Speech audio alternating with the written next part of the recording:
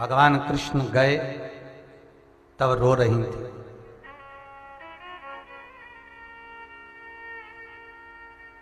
रो रही हैं, नैनों से अश्रु बह रहा है, आंखों से आंसू गिर रहे हैं। उन गोपियों को रोता हुआ जब देखा, भगवान कृष्ण जाते जाते ब्रजमंडल से जब भगवान मथुरा के लिए जा रहे हैं, तो भगवान ने मथुरा में प्रवेश करते समय, ब्रजमंडल से जब मथुरा के लिए जाते समय वृंदावन से, भगवान सबसे पहले अक्रूर जी से कहते हैं कि मुझे तुम गोपेश्वर ले चलो। कहां लेकर चलो?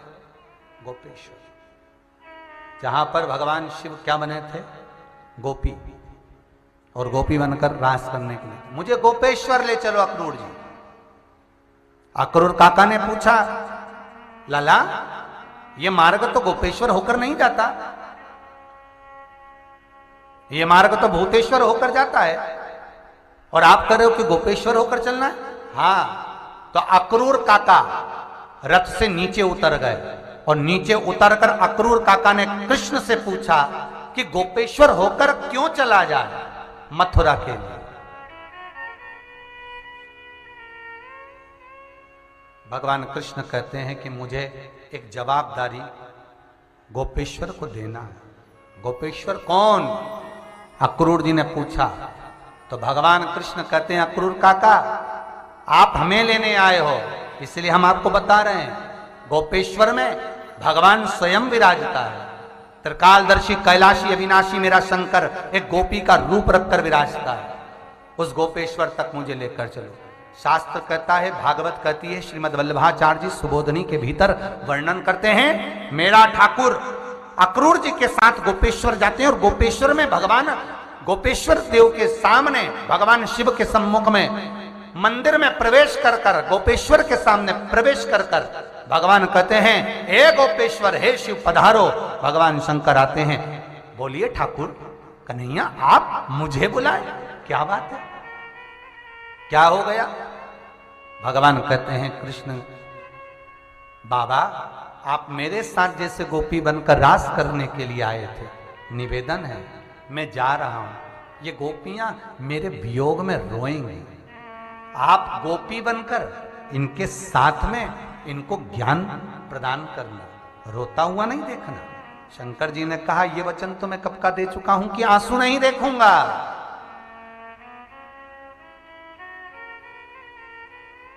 आंसू नहीं देखूंगा, यह वचन मैं दे चुका हूं ललिता जी को, यह वचन पार्वती को दे चुका हूं। आप चिंता ना करें, आप जाएं। भगवान कृष्ण गए, गोपियों के मध्य में गोपेश्वर भगवान शिव गोपी बनकर घूमते रहे।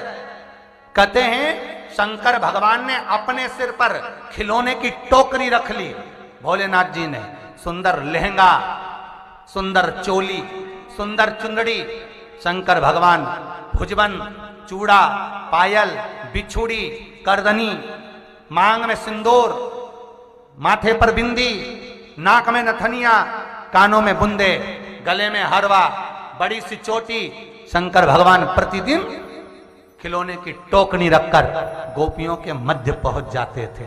जब गोपियां रोती थी तो भगवान जाकर उनको ज्ञान प्रदान करते थे। इसीलिए जब उद्धव जी आए, किसने भेजा था उद्धव को? कृष्ण भगवान। भगवान कृष्ण जब उद्धव जी को भेजे, और उद्धव जी जब गए, तो उद्धव जब भांडीर वन में पहुंचे गोपियों के मध्य में, तो उद्धव ने कहा, अरे गोपियों, कृष्ण तो कह रहा था कि गोपियां बहुत रो रही होंगी, हमारा कृष्ण तो तुम्हारी याद में इतना रोता है, और तुम्हारी तो आंखों में ही आंसू नहीं है, तुम तो रो ही नहीं रही हो। ओ गोपियों, तुम्हारी याद में कृष्ण इतना रोता है, तो कम से कम थोड़ा तो तुम्हें भी रोना चाहिए। तो गोपियां बोली, काय को रोए? अब देखो गोपेश्वर गोपी ने कितना ज्ञान दिया, वो समझना जरा, काय को रोए? तो कि कृष्ण तुम्हारे वियोग में रो रहा है, तो तुम नहीं रोगे, तो क्यों रोए? क्यों रोए? उद्धव जी बोले वियोग में तो अश्रु आ ही जाते हैं और रोना आ ही जाता है, तो रोना तो चाहिए। गोपी बोली एक बड़ी चतुर थी जिसको गोपेश्वर भगवान ने कितना ज्ञान दिया था गोपियों को, उनके शब्द सुनिए। गोपी कहती काय को रोए? मालूम है अगर हम रोएंगे तो हमसे ज्यादा हमारा कन्हैया रोएगा, उसको हम रोता हुआ नहीं देख सकते, इसलिए रोना हमने बंद कर दिया। ये शिव ने ज्ञान दिया। मां रोएगी तो उससे ज्यादा पुत्र रोता है। बेटा छोटा सा, मम्मी क्यों रो रही, क्या हो गया, आंख में आंसू क्यों है? माता पिता का झगड़ा होता है तो सबसे ज्यादा बच्चों को दुख होता है, क्यों झगड़ रहे, क्यों झगड़ रहे? ये गोपेश्वर भगवान ने ज्ञान दिया। अगर तुम रोगी तो तुमसे ज्यादा वो द्वारिका का नाट वो कृष्ण रोएगा। तुम्हारी आंख में आंसू नहीं आना चाहिए, क्यों रो रहे? प्रसन्न हो, नैनों में आनंद हो, सुख हो, क्यों रो रहे? इसलिए शायद हमारे यहां बड़ा सुंदर एक भाव कहते हैं, खुशी खुशी कर दो विदा। आगे क्या है, तुम्हारी बेटी राज करे, बस प्रसन्न चित्त में। आखिरी के समय पर भी जब प्राण छूटे ना, तो यह मन चेहरे पर प्रसन्नता रखकर इस आत्मा को परमात्मा से मिलाना, बहुत प्रेम से मिलाना। पूरे 80, 90, 100 साल निकाल दिए तब जाकर ये आत्मा परमात्मा से मिल रही है। तुमसे बिछुड़े युग बीत गए, मेरे भोले क्या मुझसे रूठ गए। बहुत समय के बाद मिलन। किसी ने पूछा मरने वाले को सजा कर क्यों ले जाते हैं? जब मरी गया तो सजाने की जरूरत क्या?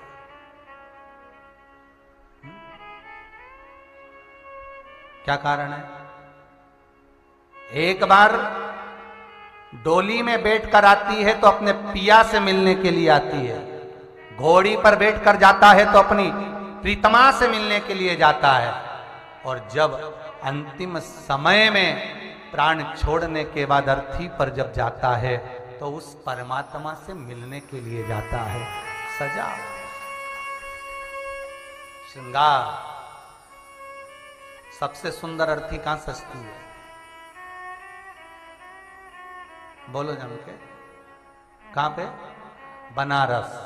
सबसे सुंदर अर्थी अगर कहीं सस्ती है तो बनारस में सस्ती है, काशी में। क्या सुंदर सुंदर सुंदर कपड़े लपेटे जाते हैं, इतने जरीदार कि ऐसे तो तुमने शादी में भी दुपट्टे नहीं पहने होंगे। ऐसे जोरदार जोरदार जरी के कपड़े, ऐसे चमक दमक के कपड़े पूरी अर्थी पे लपेटे जाते हैं।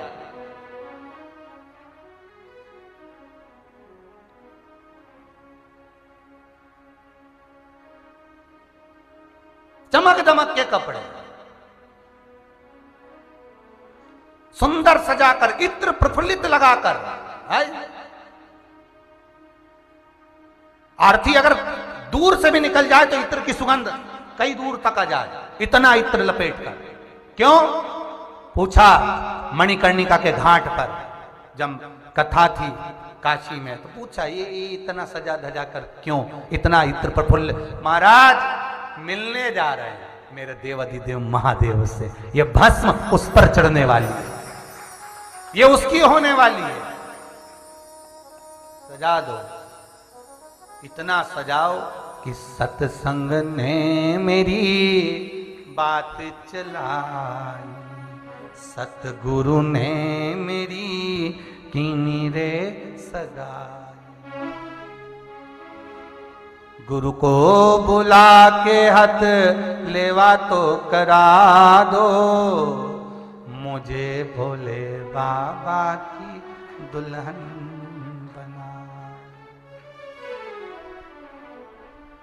बस इतना सज जाऊं, बाबा अखंड सौभाग्य लेकर तेरे दरबार पर आऊं, अखंड सौभाग्य लेकर तेरे द्वार पर पहुंचूं, मांग में सिंदूर भरा हो, माथे पर सुंदर बिंदी लगी, हाथ में चुड़ला भरा हो, पांव पे जनिया धरी, आऊं जब तेरे पास।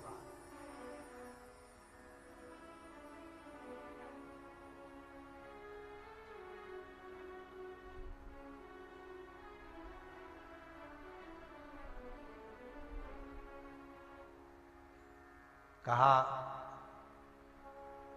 खूब सजा लो, धजा लो, तैयार कर लो, पर लेकर मेरे यार के सामने से ही जाना। कम से कम वो देख तो ले। जिस बाबा का हम स्मरण करें, जिस ठाकुर का हम भजन करें, जिसका नाम जाप करें, एक बार उसके सम्मुख जरूर पहुंच जाए,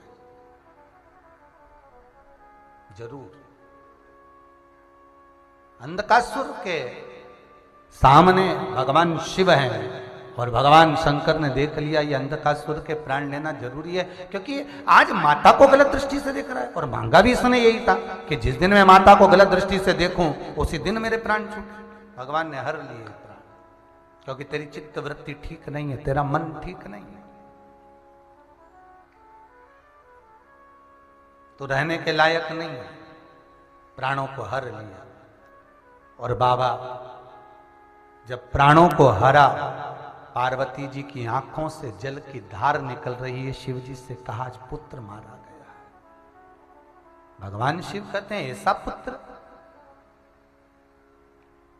कितना सुंदर ज्ञान दिया मेरे भोलेनाथ जी ने माता को। ऐसा पुत्र जो पुत्र माता के ऊपर हाथ उठाए, माता पिता को गलत दृष्टि से देखे, माता पिता को अपशब्द कहे, माता पिता को गाली दे, माता पिता को ताने दे, जो माता पिता का विरोधी बन जाए, शिव कहते हैं उससे तो बांझ होना श्रेष्ठ है। पार्वती जो माता पिता को ही नहीं पूछे,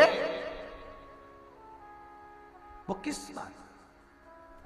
पार्वती की आंख में अश्रु थे, तो पार्वती ने कहा शिव जी से, भोलेनाथ आप ये तो कह दिए, पर श्रेष्ठता नहीं बांझता में, श्रेष्ठता नहीं है बांझता में। भोलेनाथ भले कैसा भी पुत्र हो, पर एक नारी की गर्भ से गोद में बालक होना चाहिए।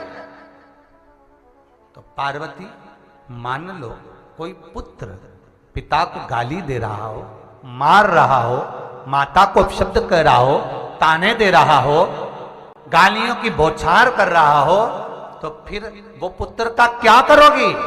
जगदम्बा कहती हैं भोलेनाथ, नारी के गर्भ से औलाद तो हो, और जो पुत्र अपने माता पिता को अपशब्द, ताने, गालियां या मारे या आड़ी तड़ी बात करे, तो जैसा व्यवहार ये अपने माता पिता से करे, ऐसा ही पुत्र इसके जैसा इसके घर में जन्म ले और इसी को दे। तो भैया ये बात तो समझ में आई पार्वती शिव जी की। तो एक बार हमने भी ये बात कहीं कथा में कही थी रे, कहां की कथा में कही वो याद नहीं आ रही, पर की ये याद है कि एक बार हमारी भोलेनाथ जी से मुलाकात हो तो हम शंकर जी से ये जरूर कहेंगे, भगवान ये उस समय का भुगतान अब भुगताओ, अभी का करो तो फिर बाद में भोगो।